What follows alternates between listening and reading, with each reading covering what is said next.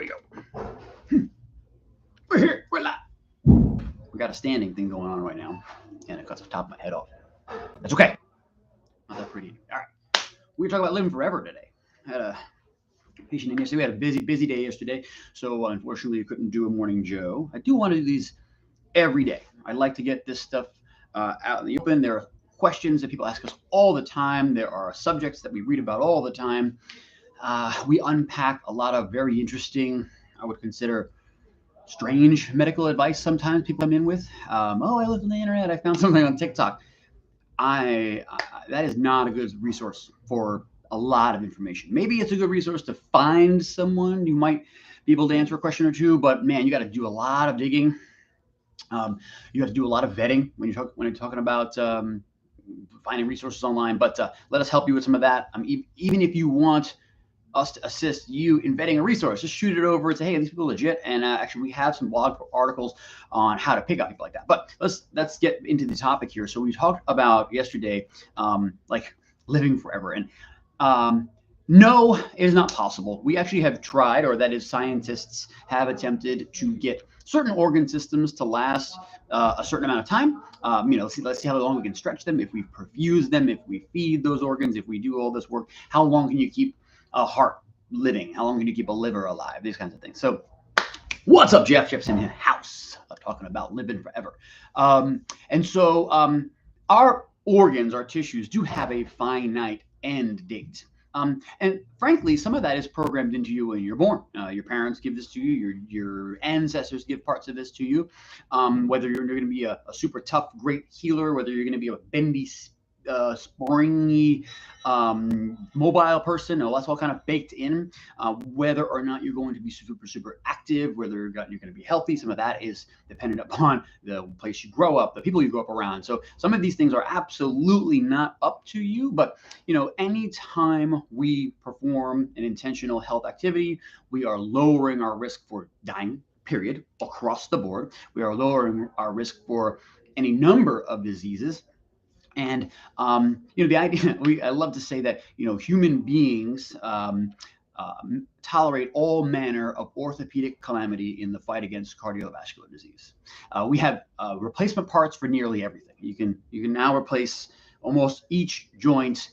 Not as good as standard issue. You want to keep your tissues as long as possible, but you can replace basically everything. Stuff we really have a hard time replacing are the innards, your heart, your lungs, your liver, your kidneys. Like, we can do things to get people to a point where they can survive long enough to get a donor. But man, if we could just get all those organ systems to operate perfectly and not, let's say, poison or abuse them throughout the course of life, how long could you stretch somebody out? And so what you'll find if you kind of browse the literature or browse some of the internet is you can get a heart to go over 120 years. That's not inside of a person. This is, of course, in a lab, under perfect settings, under perfect conditions. And frankly, I'm sure that person's heart or hearts that were donated for these studies had to be very vigorously screened for being healthy. Otherwise, what's the point, right? So when we talk about like our viscera, our major organs, there's only certain things that we can do to lower our risk of those things dying early or being compromised early.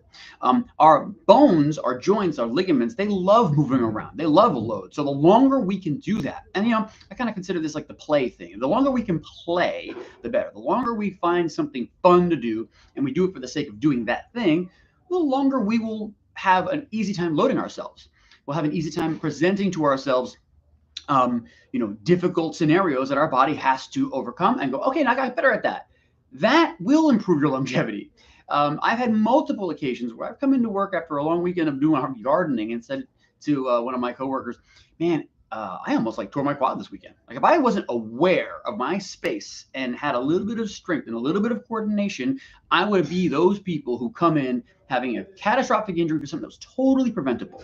And so when it comes to the innards, your heart, lungs, and all that kind of stuff, you can lower your risk, but the less you use your body, the higher your risk for all the stuff that would make it harder to keep your heart and lungs healthy. So we'd rather you have orthopedic pain. We'd rather your back hurt a little bit once in a while. That's very, very common. We'd rather your knees hurt because you walk for exercise and you use the Stairmasters to get your heart and lungs real strong.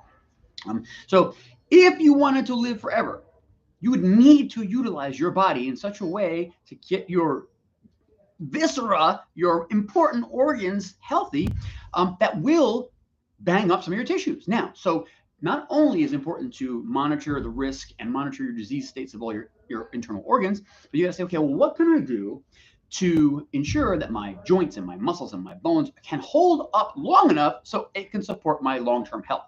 Well, this is the rest hygiene. This is hydration. This is nutrition. This is stress mitigation. This is putting exercise into a place in your life where it becomes automatic, has to happen. And if we add a play component, whether it's inside of your exercise, a lot of CrossFitters love that stuff. They use numbers for everything. Every workout is timed, so they have like a play component mixed in. Hell, do that. Say, hey, how fast can I do 1,000 burpees? I don't know.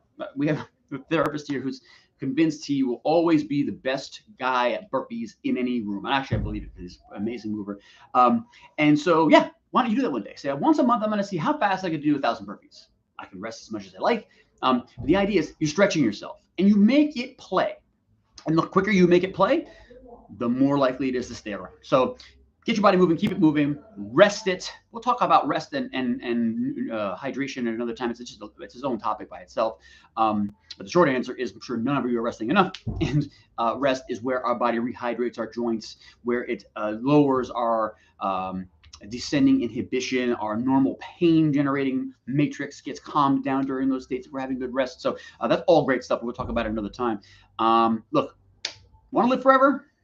I don't think it's worth it. I think the things you have to do to compromise the fun stuff in your life might not be worth it. Now, can you live a long, long, long time until the very end, having a great, great quality of life, and then bam? Yes, absolutely. And that's almost what you wish, that you're so healthy, you're so good, and then at some point, the systems can no longer just keep up with the regeneration that is necessary to stay alive, and boom, you're gone. But you live quality right to the end, move, you're vigorous, you have energy, your faculties are all there. That's all we can ever ask for. That is living forever, even if it's inside of 70 or 80 years. It's getting to the end as hard and as fast and as fun as you like. So go play, probably the best wrap-up comment here. Go play, keep playing, and then live as much as you want.